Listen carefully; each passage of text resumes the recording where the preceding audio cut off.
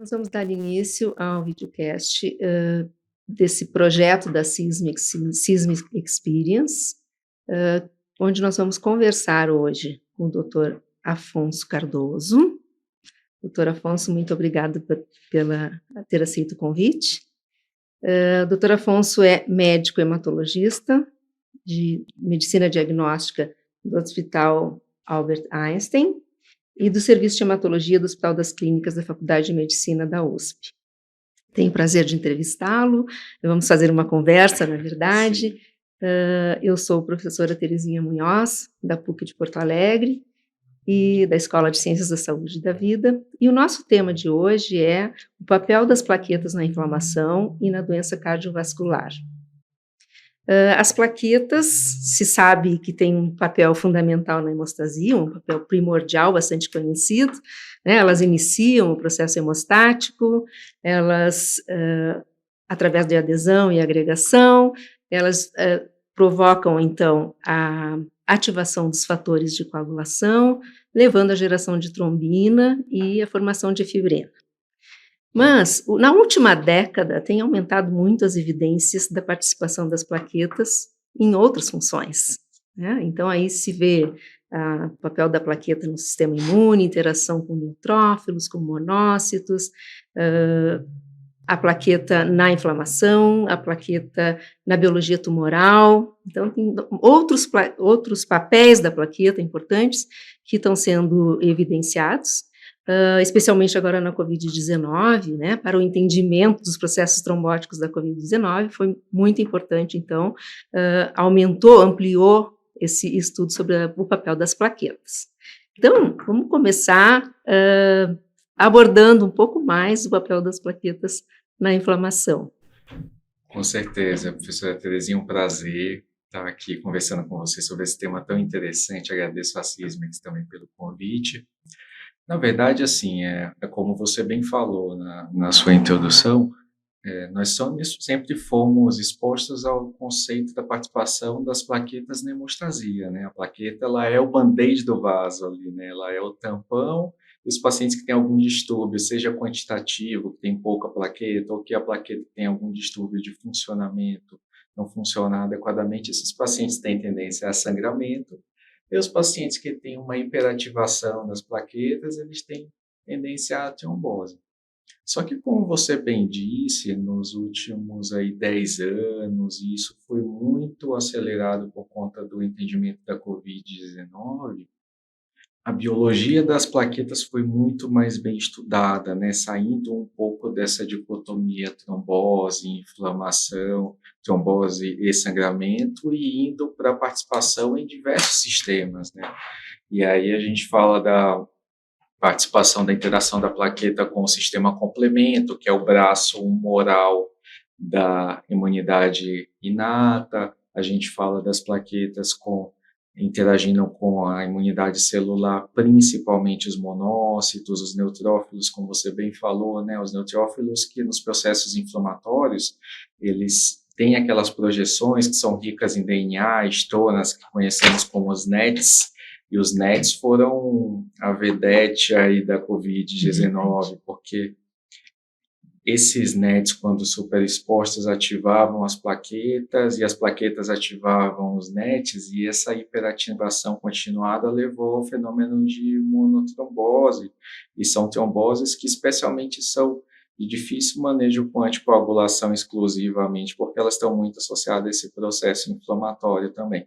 Então, vê-se que a inflamação, ela tem o seu papel feito pela plaqueta também. A plaqueta, nós temos 1 trilhão de plaquetas circulantes, né? Então, parte delas, graças a essa capacidade imensa de interagir com citocinas, de armazenar grânulos e liberar esses grânulos em resposta a estímulo, permite que ela tenha toda essa interface com todos esses sistemas, e essa patogênese, ela tem sido melhor entendida ao longo dos últimos anos, né? Exato, esses termos imunotrombose ou a exacerbação da imunotrombose como tromboinflamação, né, são também expressões mais recentes, né, justamente pelo entendimento da participação das plaquetas. Exatamente. Isso é bem preciso. Tanto que, assim, se você observa, nós temos trabalhos com modelos animais que estão trombocitopênicos e você avalia uma área que foi induzida um processo inflamatório. Você observa que naquela área você tem menos leucócitos, você tem menos neutrófilos ali, ou seja, a falta da plaqueta, ela reduz a capacidade de gerar aquele estímulo que atrai o pano de fundo das outras células inflamatórias para o local. Mostrando que a plaqueta ela tem, de fato, uma perninha na inflamação, uma perninha no processo fisiopatogênico de uma série de condições. Certo. Ainda com relação ao processo inflamatório, né? Neste processo inflamatório se vê então que as plaquetas estão participando e atuando em vários sistemas. E aí a gente pode trazer um pouco para a doença cardiovascular, né? Qual é o papel da plaqueta na patogênese da doença cardiovascular? Isso tudo é uma questão muito importante porque essas doenças estão entre as principais causas de óbito a nível mundial, né? Isso diminuiu um pouco por causa do impacto da pandemia nos últimos anos, mas historicamente isso é uma realidade não só no Brasil, mas no mundo inteiro. E a gente pode pensar na doença cardiovascular como em dois momentos. A gênese da doença aterosclerótica, que é a estenose do vaso, que é um processo inflamatório crônico ali, que você tem o dano endotelial, você tem a participação da imunidade celular com os monócitos, você tem um depósito de lipídio, e você tem todo o pano de fundo inflamatório, e hoje a gente sabe que essas placas são inflamadas, e quando se observa essas placas por dentro, elas são repletas de citocinas e de células inflamatórias. E as placas mais inflamadas, elas têm a tendência maior de romper. As placas que são mais jovens, que estão menor conteúdo de capa fibrótica, elas são mais suscetíveis a romper e causar os eventos agudos, que são o AVC, o infarto, que tanto causam morbidade e mortalidade no mundo inteiro. Esse processo da aterosclerose enquanto doença crônica, ele já se sabe que ele é dependente da participação de plaquetas. Então, nós sabemos como isso, nós sabemos que os pacientes que, por exemplo, têm deficiência da glicoproteína 2B3A, que é importante para a adesão plaquetária, eles têm menos formação de placa aterosclerótica. Quando você induz o nocaute de proteínas de adesão, como a P-selectina, como a ApoE, que são importantes para a síntese e agregação plaquetária ali no sítio de dano endotelial, esses pacientes, esses modelos animais, quando foram realizados estudos experimentais, eles desenvolvem menos placa aterosclerótica, ou seja, a plaqueta ela está ali no começo, na origem desse processo inteiro. E não só isso, para o evento agudo, quando se pensa no evento agudo, que são as situações mais catastróficas, hoje o que nós, assim, já há muito tempo, a base do tratamento, a base da prevenção de recorrência é a inibição da ativação plaquetária, né, no uso dos antiplaquetários.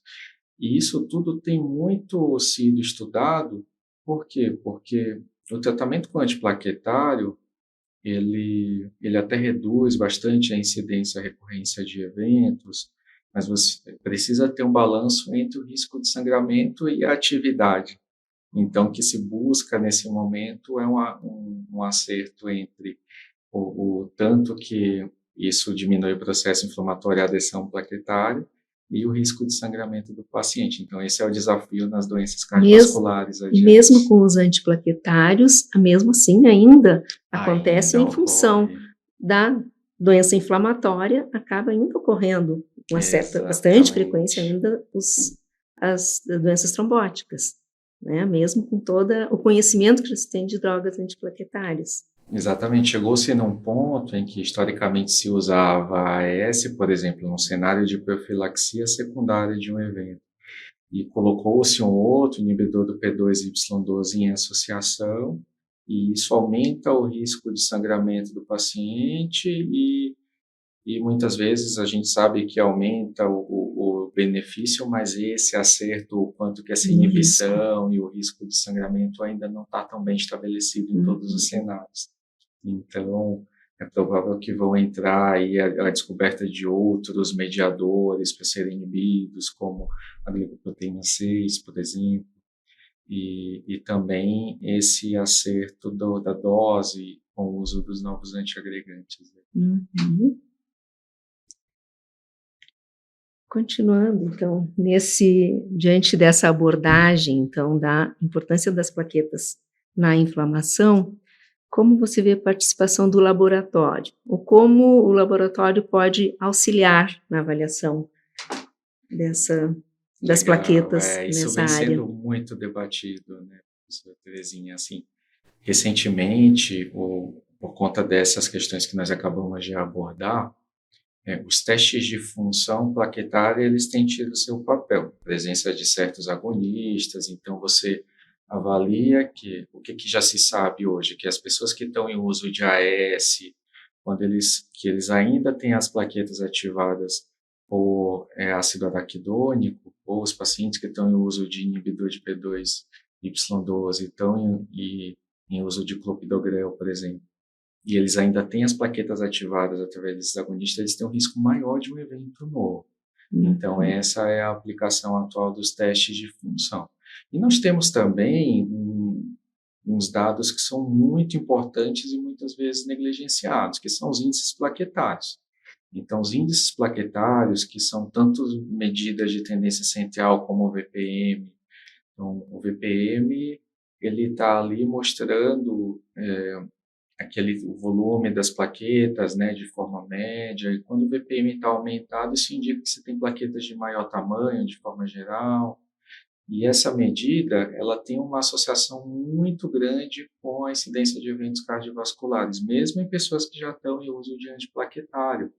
Então, muitas vezes o médico, ele olha, o profissional que está acompanhando o paciente, olha esses índices e não vê neles uma importância muito grande, que é o que os estudos mais recentes têm demonstrado. Da mesma maneira, o IPF, né, a fração de plaquetas imaturas, que é um marcador de imaturidade plaquetária, de conteúdo de RNA nas plaquetas, né, ele está muito associado a uma hiperativação dessas plaquetas, a plaquetas jovens na periferia, um turnover plaquetário aumentado, e isso também, por muitos autores, tem sido defendido como um marcador importante do risco de pacientes desenvolverem essas doenças no futuro. Sim, tem estudos também mostrando que a evolução negativa, né, do paciente que já teve um episódio de doença arterial coronariana, né, e também essa resposta aos antiplaquetários, né? Também o IPF é um marcador mostrando que plaquetas mais jovens são mais ativas e o paciente então tem maior risco de fazer um evento trombótico. Isso, perfeito. Mais alguma colocação você gostaria de colocar, doutor Afonso? Não, acho que essa é a visão geral que a gente precisa ter sobre esses distúrbios, né? Entender que a plaqueta não só como um marcador de risco de sangramento ou trombótico, mas como um mediador de todo esse processo inflamatório que está na gênese da doença cardiovascular de forma geral. E o entendimento melhor de como essas interações se dão vai permitir que a gente saiba usar esses indicadores laboratoriais cada vez mais para estratificar o risco do paciente de ter um novo evento, seja o paciente que teve um infarto, nós olhamos para o IPF ainda está elevado, olha, esse paciente está aqui em risco, será que tem alguma coisa que nós podemos ainda fazer? Então, esse entendimento ele vai cada vez mais estar no sentido de desenvolver uma medicina personalizada, um cuidado estratificado por risco individual dos pacientes. E é um campo de pesquisa também muito vasto, né? Muito Continua sendo muito estudado e muito importante. Então, agradecendo a sua participação, encerramos este videocast. Muito obrigada, doutor Afonso. Obrigado pelo Obrigada a convite. todos que assistiram.